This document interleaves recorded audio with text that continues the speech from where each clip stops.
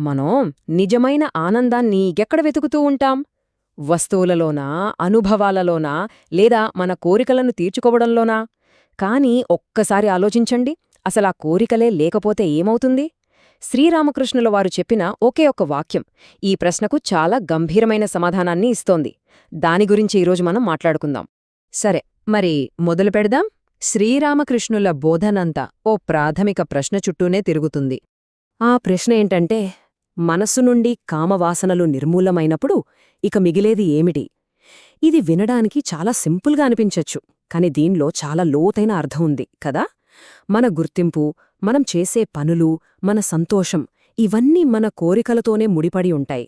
మరి ఆ కోరికల పునాదే కూలిపోతే మన అస్తిత్వానికి అసలేం మిగులుతుంది?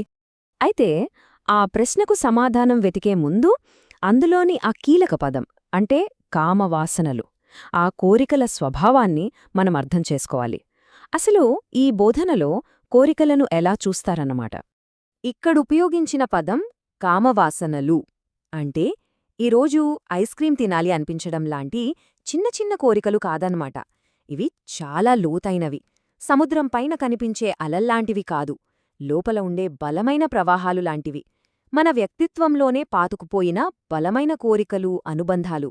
ఇక ఈ బోధనలో అత్యంత కీలకమైన ఆలోచన ఇదే.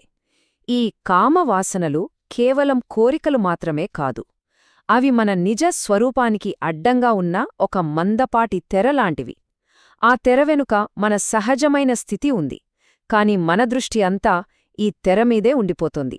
మరప్పుడు సహజంగానే ఓ ప్రశ్న వస్తుంది కదా, ఆ తెరను తీసేస్తే ఏమవుతుంది? అసలు కోరికలే లేని మనసు ఎలా ఉంటుంది?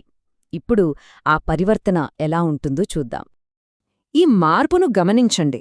కోరికలతో నిండిన మనసు అదో ప్రవాహం లాంటిది, ఎప్పుడూ బయటికే పరుగులు పెడుతుంది, సంతోషం కోసం, తృప్తి కోసం అలా వెతుకుతూనే ఉంటుంది. కాని ఆ కోరికలన్నీ పోయినప్పుడు ఆ ప్రవాహం ఆగిపోయి ఒక నిశ్చలమైన, స్వచ్ఛమైన సరస్సులా మారిపోతుంది.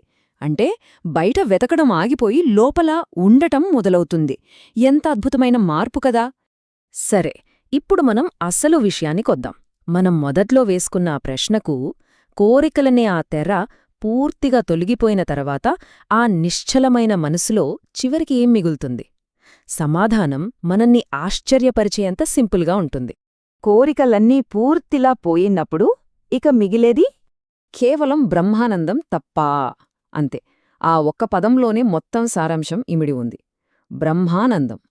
ఇది మనమనుకునే మామూలు సంతోషం కాదు, దానికి మించిన ఓ ఉన్నతమైన స్థితి. అసలు బ్రహ్మానందం అంటే ఏంటి? చూడండి, మనం మామూలుగా పొందే సంతోషం ఒక కొవ్వొత్తి వెలుగులాంటిది. దానికి ఇంధనం కావాలి, అంటే ఒక వస్తువో, ఒక విజయమో ఏదో ఒకటి కావాలి. అది ఎప్పుడో ఒకప్పుడు ఆరిపోతుంది కూడా. కాని బ్రహ్మానందం అలా కాదు. అది సూర్యుడి వెలుగులాంటిది. దానికి బయటనుంచి ఏ కారణం అవసరం లేదు.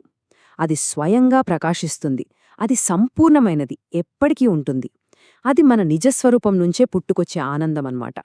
శ్రీరామకృష్ణుల పూర్తి వాక్యం కూడా ఇదే చెబుతోంది. మనిషి లోపలి కోరికలు, కామవాసనలు పూర్తిగా పోయినప్పుడు మిగిలేది అంతర్ముఖ సంపూర్ణ ఆనందమే. అదే బ్రహ్మానందం. అంటే దీని అర్థమేంటంటే, ఆనందమనేది మనం ఎక్కడినుంచో సంపాదించుకోవాల్సింది కాదు, అది ఆల్రెడీ మనలోనే ఉంది. మనం చెయ్యాల్సిందల్లా దాన్ని కప్పివేస్తున్న ఆ కోరికల పొరను తొలగించడమే.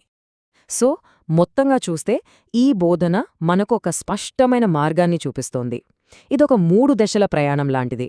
మొదటిది, మన లోపల ఉన్న ఈ బలమైన కోరికల్ని, ఈ కామవాసనల్ని గుర్తించడం. రెండవది, వాటి పట్టునుంచి మనసుని విడిపించడం. ఇక చివరిగా, ఆ స్వేచ్ఛలో సహజంగానే వ్యక్తమయ్యే ఆ సంపూర్ణ ఆనందాన్ని, అదే బ్రహ్మానందాన్ని అనుభవించడం. ఇదంతా మనల్ని ఒక చివరి, చాలా లోతైన ఆలోచన దగ్గర వదిలేస్తుంది. ఒక్కసారి ఆలోచించండి, మన జీవితంలో నుంచి కోరికలు, లక్ష్యాలు, అనుబంధాలు ఇలా అన్నిట్నీ తీసేస్తే చిట్టచివరకు మిగిలేది కేవలం ఆనందమే అయితే దాని అసలు అర్థమేంటి? బహుశా మనం ఆనందాన్ని వెతకడం లేదేమో, బహుశా ఆనందమే మన అసలు స్వరూపమేమో.